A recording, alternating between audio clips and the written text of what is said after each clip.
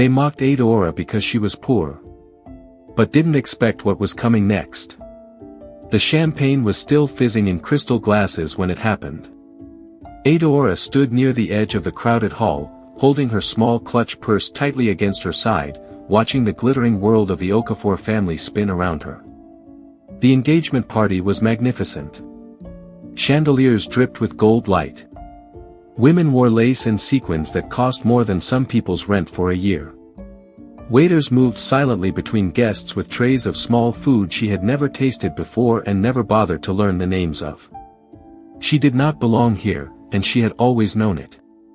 But knowing something and feeling it driven into you like a nail were two different things entirely. She was reaching for a glass of water from a passing tray when the collision happened. A woman in a deep wine-colored gown turned sharply, and the full glass of red wine in her hand swung across and emptied itself directly onto Adaora's cream dress. The cold liquid hit her chest and spread fast, soaking through the fabric like shame made visible. The woman looked at her. Not with horror. Not with an apology forming on her lips. She looked at Adaora the way someone looks at an inconvenient stain on a wall. Then she laughed. It was a short, bright, dismissive sound. "Oh, sorry," the woman said, not sounding sorry at all. "I didn't see you there." The people closest to them turned. Someone giggled. Someone else leaned toward their companion and said, just loud enough, "Why is she even here?" Adaora did not move. She stood perfectly still while the red wine dripped from the hem of her dress onto the marble floor. Her jaw was tight. Her hands were tight. Something behind her eyes was tight. She looked at the woman, at the laughing faces around her, at the room full of people who had already decided who she was before she had ever opened her mouth. She unclenched her fingers slowly. "One day," she said, so quietly that only the woman in front of her could hear. "One day, you will all wish you never did this." Then she walked to the bathroom with her head straight and her back like iron. If you love stories that end with the truth coming out in the most powerful way, subscribe to this channel right now. You do not want to miss a single second of what happens next. Adaora Nwosu grew up in Agida, a small town in Imo State where the lake sat flat and silver in the mornings and the market women tied their babies to their backs while they sold tomatoes and crayfish and second-hand clothes. Her mother, Mama Adaora, was one of those women. Hard-working, proud, worn at the edges like a favorite cloth, but never broken. They were poor. Not the romanticized kind of poor that people describe in films. The real kind. The kind where you calculate before you boil water. The kind where school fees arrive like a crisis every single term. But Mama Adaora had given her daughter something that could not be sold and could not be taken. She had given her dignity. She had told her, again and again, from the time Adaora was small enough to sit on her knee, NWAM, poverty is a condition. It is not a character.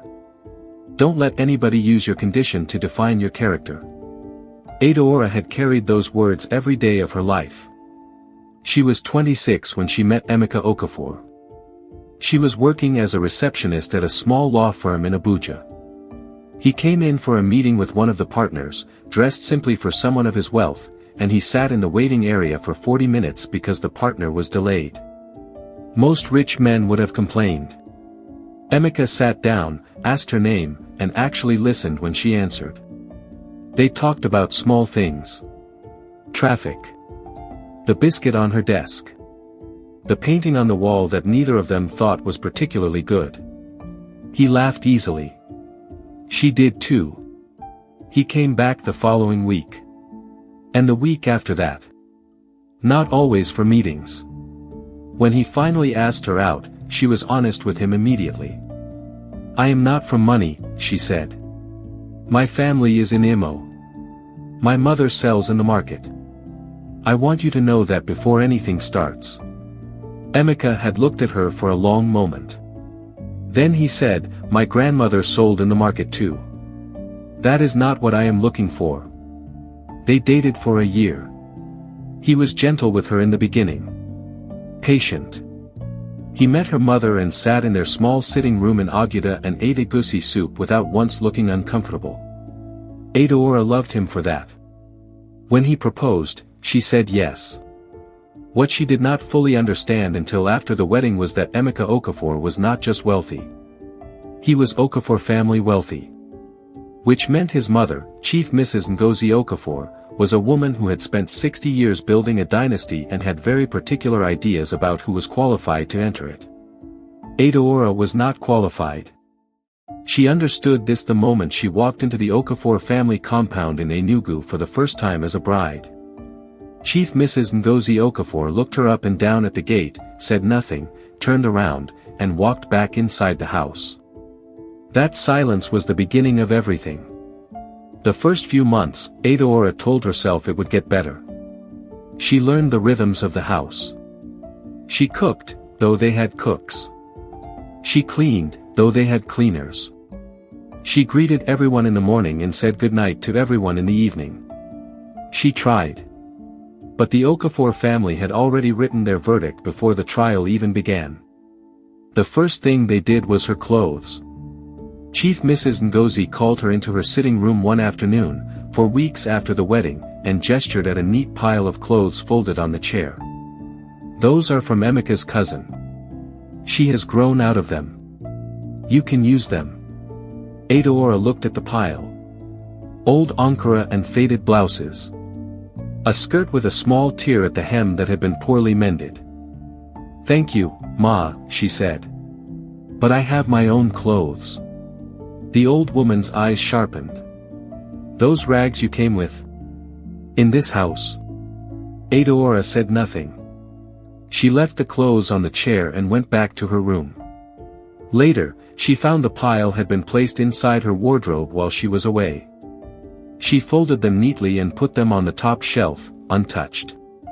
It was a small battle. There were bigger ones coming. At family dinners, she was seated last, at the end of the table closest to the kitchen. When discussion began about business, about investments, about the family properties, her presence was treated like background noise. Once, Emeka's brother Chukwudi made a toast at Sunday lunch and introduced every person at the table by name and relationship. When he reached Adaora, he paused, smiled with only his mouth, and said, "And this is the girl Emeka insisted on marrying." Laughter. Light. Easy. Adaora picked up her fork and ate her rice. She told herself, they want a reaction. I will not give them one. She told herself, I may be poor. But I am not worthless. But the truth was that every day, the words were getting harder to believe. Not because they were untrue, but because she was fighting alone. Emeka was changing. She noticed it slowly at first, the way you notice the sun setting. By the time it is dark, you cannot point to the exact moment the light left. He stopped holding her hand at family events. He stopped defending her in small conversations. He started leaving the room when his mother said certain things, which was its own kind of statement. One night, she asked him. They were in their bedroom, and the house was quiet, and she spoke carefully, the way you speak when you are afraid of what the answer might be. Emeka. Do you see what is happening? He did not look up from his phone. What do you mean? Your family. The way they treat me. Do you see it? He put the phone down. He looked tired in a way that went deeper than sleep. Adaora, my family is difficult. They are like that with everyone at first. Everyone at first, she repeated. It has been 8 months. Just give them time. I have been giving them time since the day I arrived. He was quiet. Then, you knew what you were coming into. She stared at him. He had never said anything like that to her before. She did not know which hurt more, the words or the fact that he had turned over and gone to sleep afterward, as though they had only discussed the weather. She lay on her side of the bed in the dark and stared at the ceiling and thought about her mother's sitting room in Aguda and the sound of the market in the mornings, and she wondered, for the very first time, whether she had made a terrible mistake. The month before the big charity gala was the worst. Emika's mother had decided that the gala was the event of the year. Every important person in the southeast would be there. Business people, senators, old money and new money, all dressed to show it. The Okafor family were hosts, which meant every detail of the evening reflected on them. And Adaora, according to Chief Mrs. Ngozi Okafor, was a detail that did not reflect well. She called Adaora into her parlor on a Wednesday afternoon. She was sitting in her large chair by the window the way she always sat, like a woman who had arranged the entire world to face her. "The gala is in 3 weeks," she began. "Yes, Ma. Many important people will be there. People who matter to this family." "Yes, Ma." The old woman looked at her with that particular look, the one that stripped a person down to their origins, their parents' professions, their village and its lack of status. "It will be better," she said, "if you do not attend." The room was very still. "I am Emika's wife," Adaora said. "You are. And you will embarrass him. You will embarrass all of us. These are not the kind of people who will be comfortable with." She paused, and in the pause was everything she had never said directly, "with your kind of background." "My kind of background? I am not saying it to wound you. I am saying it for the good of this family." Adaora looked at the woman. She looked at the gold on her wrists and the pride in her jaw and the certainty in her eyes that she was the final word on all things. "I understand," Adaora said quietly. She stood up and left the room. That night, she went to the small wooden box she had kept at the bottom of her traveling bag since the day she packed to come to Enugu. She had carried it with her like a habit, like something her hands knew they must not forget even when her mind was too full to remember. She opened it. Inside was an old photograph. A letter. A name on a card, written in careful handwriting. She sat with the box in her lap for a long time. Then she made a phone call. Have you ever been in a situation where the people around you completely underestimated you? Drop it in the comments below. And keep watching, because what happens at this gala will change everything. The night of the gala arrived dressed in wealth. The event hall in Enugu was the kind of place that made you stand straighter the moment you walked through the doors. High ceilings with chandeliers like frozen waterfalls. Round tables draped in white. Flowers imported and arranged with the kind of precision that costs more than flowers should. The air smelled of perfume and ambition and the particular confidence of people who had never had to wonder where their next meal was coming from. The Okafor family arrived together in their convoy. Chief Mrs. Ngozi was magnificent in her green and gold iro and buba, jewels catching every light in the room. Emika walked beside her in his agbada, tall and handsome and already working the room with the easy smile of a man born to these spaces.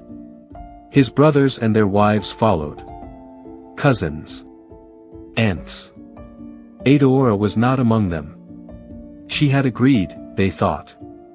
She had understood her place, they believed.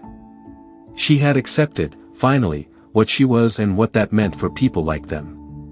The party filled. The music was soft and sophisticated. The conversations were the kind that moved money from pocket to pocket without anyone having to say the word money directly. Chief Mrs. Ngozi was mid-sentence with a senator's wife when she saw her. Adaora walked through the main doors of the hall at exactly 8:30. She was wearing a deep burgundy gown, simple in cut but perfect in the way it sat on her. Her hair was pulled up. She wore almost no jewelry. But she walked the way her mother had always told her to walk, with her back straight and her chin level and her eyes open, as though she owned not just the ground beneath her feet but the air above it. The whispers started immediately. She heard them the way you hear rain when you are already standing in it. Is that not Emika's wife? What is she doing here? Did no one tell her? Emika saw her from across the room and went still. His mother's face did something complicated and then settled into a mask of cold fury. But Adaora walked forward. She took a glass from a tray. She greeted the guests nearest to her with a calm smile. She was composed in a way that looked almost like a dare. Then one of the women, the same woman from the engagement party, the one with the wine-colored gown and the loud dismissive laugh, stepped directly into her path. "You are very brave," the woman said, and she made brave sound like the worst insult in the world. "Coming here after what you were told. But then again, what does someone like you know about reading a room?" Snickers. The nearest tables were paying attention now. Adaora looked at the woman.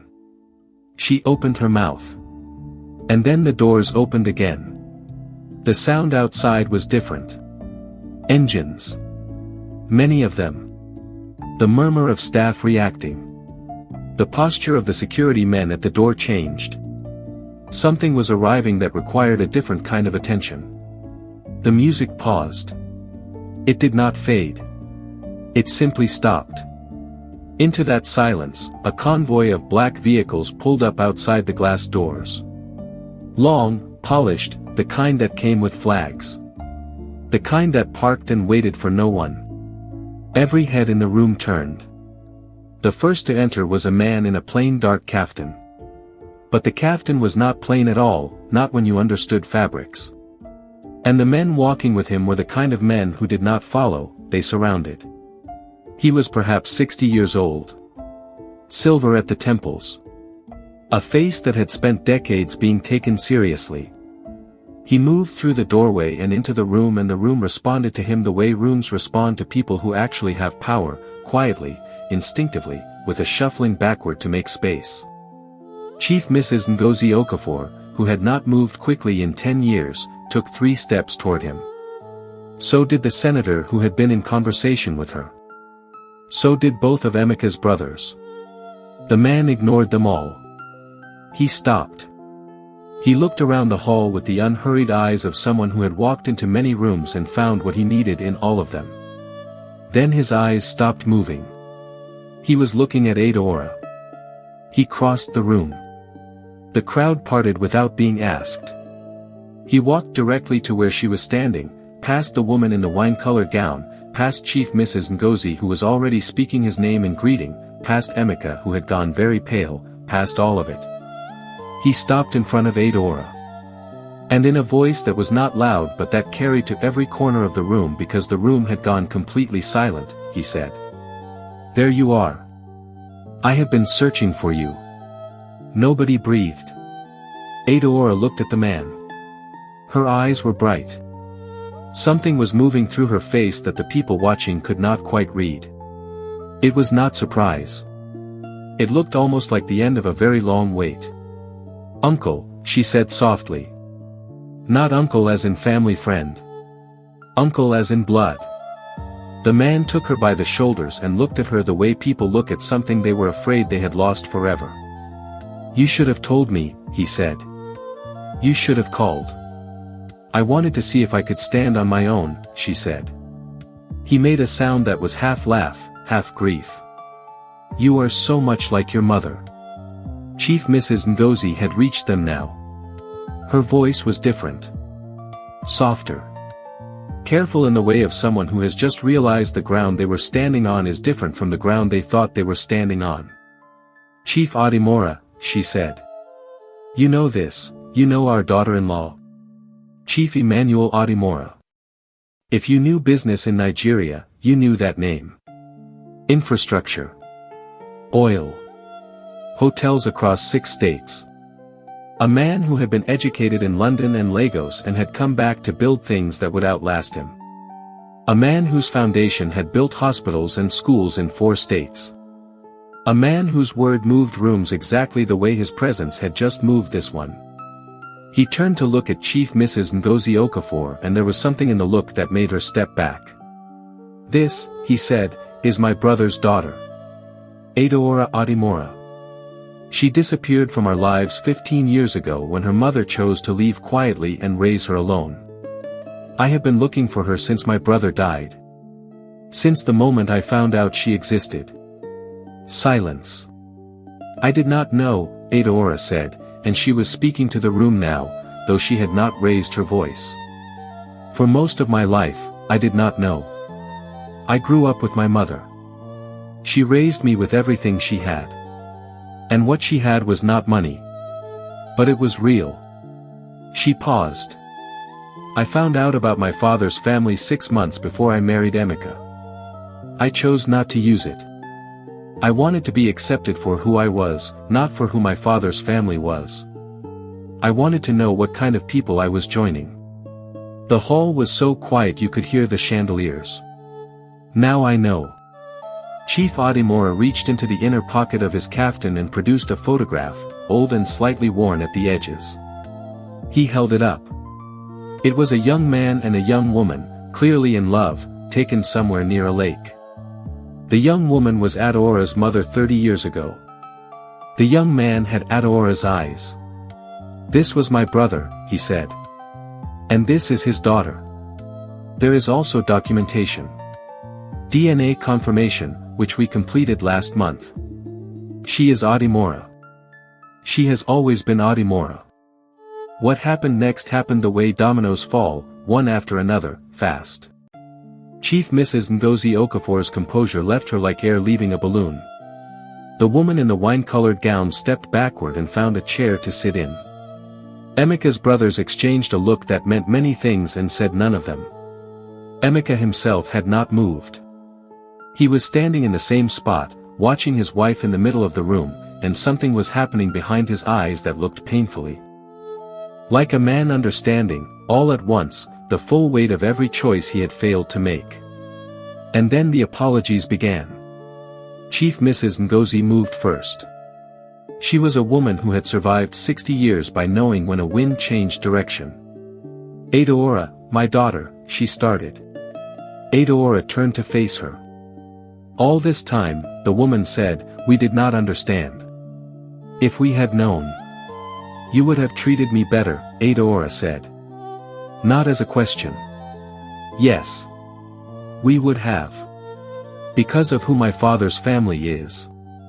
The old woman stopped. Not because I am a human being. Not because I am Emeka's wife. Not because I was kind to every person in that house every single day. Because of a man's name and his money. Her mother-in-law's mouth was open. Nothing came out of it. The woman in the wine-colored gown had materialized nearby. Adaora, please, I am so sorry, I never meant to. You spilled wine on me, Adaora said, turning to her. And you laughed. And you asked why I was even there. I didn't mean. You meant everything you said. It just turns out that the person you said it to is not who you thought she was. That is the only thing that has changed. Around the room, the guests who had laughed, whispered, or looked away in the many months of Adaora's humiliation were rearranging their expressions into versions of themselves that had always respected her, always seen her, always known she was something. It was almost impressive, how quickly people could rewrite their own history. And then there was Emeka. He came to her. The crowd parted again, differently this time. He stopped in front of her and he did not look at Chief Adaora or his mother or anyone else. He looked only at Adaora, and whatever careful, performed version of himself he had been wearing for the last many months was gone. What was left looked like the man she had fallen in love with in that law firm waiting room, the one who had listened when she answered, who had sat in her mother's small sitting room and eaten egusi without flinching. He looked wrecked. Good. Adaora, he said. His voice was very low. I am sorry. She looked at him for a long time. You knew what was happening, she said. Every dinner. Every insult. Every time they made me feel like nothing in my own home. You were there. I know. And you said nothing. You did nothing. I know. His jaw was working. I was weak. I chose the wrong thing, again and again. I chose not to see. And I am sorry. Sorry, she repeated. I am asking you to forgive me. The room was completely still. Everyone was watching. Even Chief Adaora stood back and let the moment exist. If you are still watching, drop a comment with just one word that describes how you are feeling right now. And make sure you like this video, because what Adaora says next is everything. Adaora stood in the middle of that magnificent room, in her burgundy gown with her back straight, and she looked at her husband. At her mother-in-law. At all the faces that had once looked through her as though she were made of smoke. She was quiet for long enough that the silence became its own kind of statement. When she spoke, her voice was steady and clear, the voice of a woman who had decided something. "You did not hate me because I was poor," she said. "You never even saw me long enough to hate me. You dismissed me. You used my background as permission to treat me as though I did not matter." She turned slightly, taking the whole room in. "I have a name from my father's family. I have money now that I did not have before. And every single one of you is standing in this room deciding how you feel about me based on that information. The way you are looking at me right now, that is exactly the problem." She looked at Emeka. Respect is not something you give to people who have proved they deserve it by having the right last name or the right account balance. If that is the only kind of respect you know how to give, it is not respect at all. It is just another kind of transaction. She paused. "I grew up learning something different. My mother sold tomatoes in the market in Agueda, and she raised me to know that how you treat people when they cannot give you anything is the truest thing about you." Her voice did not waver. "Emeka," she said. "I love you. I married you. And I know that somewhere inside you is the man who sat in my mother's house and was grateful for the soup. I am not walking away from that man. But I need you to choose him. Every day. I need you to stand beside me not because of who my uncle is, but because I am your wife and I have earned it." Emeka exhaled. It sounded like something that had been held in a very long time. "I choose him," he said. "I choose you." She looked at him for one more long moment. Then she gave a small nod. She turned to her mother-in-law. "Ma. I do not hold anger the way you might expect. My mother taught me better than that. But things will be different from today. Not because of Chief Adaora's name. Because that is what respect actually requires." Chief Mrs. Ngozi Okafor, who had ruled her family with absolute certainty for 60 years, straightened her shoulders, and for the very first time in Adaora's presence, she bowed her head. "Yes," the old woman said quietly. "Yes, my daughter." Chief Emmanuel Adaora came to stand beside his niece. He said nothing. He did not need to. His presence beside her was its own kind of statement, its own kind of answer to every person in that room who had once looked at her and seen nothing. Adaora reached into her small purse and took out her phone. She dialed. It rang twice. "Mama," she said, and her voice changed entirely, softened to something warm and private and deeply rooted. "Mama, are you awake? Good. There is someone here who has been looking for us. Come to Enugu. Everything is fine." Actually, she paused, and the faintest smile moved across her face. "Everything is more than fine." She ended the call. She straightened her back. She looked at the room that had mocked her and diminished her and tried to make her disappear. And she stood inside it the way her mother had always told her to stand, like someone who knew exactly who she was. Not because of a name. Not because of money. Not because a powerful man had walked into a room and claimed her. Because she had always been exactly this person. From the very first day. In every small room they had placed her in. At every table they had seated her away from. In every conversation they had talked through as though she were not present. She had always been this. They had simply never bothered to look. If this story moved you, please like this video. It takes 2 seconds and it means everything for this channel. Share this with someone who needs to hear that where you come from does not determine where you are going. And subscribe so you never miss a story like this one. There is so much more coming, and you do not want to be the person who finds out late. Drop in the comments, have you ever been underestimated? Tell us your story. We are reading every single one. Adaora Nwosu had walked into that family as nothing, in their eyes. She walked out of that night as exactly what she had always been. And the difference was not what had changed. The difference was what they had finally been forced to see.